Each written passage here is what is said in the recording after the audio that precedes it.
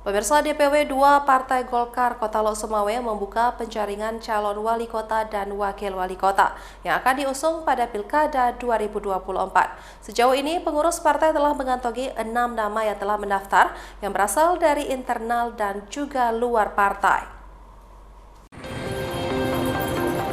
Pemilihan kepala daerah atau pilkada yang akan berlangsung pada Rabu tanggal 27 November tahun ini akan memilih wali kota, bupati, dan gubernur Aceh definitif.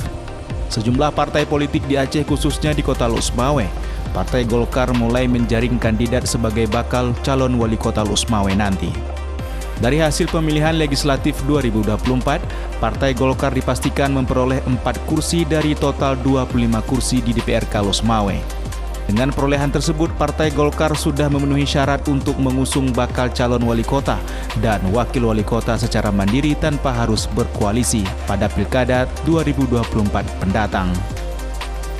Partai Golkar Kota Lok Sumawe sedang melakukan tahapan penjaringan bakal calon wali kota. Sejauh ini sudah ada 6 nama yang telah mendaftar sebagai bakal calon wali kota. 6 nama itu bukan hanya dari internal partai, namun ada juga dari luar partai. Setelah tahap penjaringan, mereka juga harus menjalani survei sesuai dengan ketentuan Partai Golkar hingga tahap penetapan bakal calon pada Agustus mendatang. Sementara untuk bakal calon wakil wali kota, pihaknya juga akan melakukan seleksi dan juga ada tim survei yang dilakukan secara resmi. Kalau Golkar itu memang terbuka ya untuk berkoalisi, tapi berkoalisinya kita nanti pastinya setelah hasil survei keluar sesuai dengan hasil rapat tadi. Ya kita ini mesin partai kita yang hidup lagi lah. Pertama pasti dari hasil kerja mesin partai Golkar, dan selanjutnya dibantu oleh masyarakat banyak yang sudah mengenal Partai Golkar secara dekat.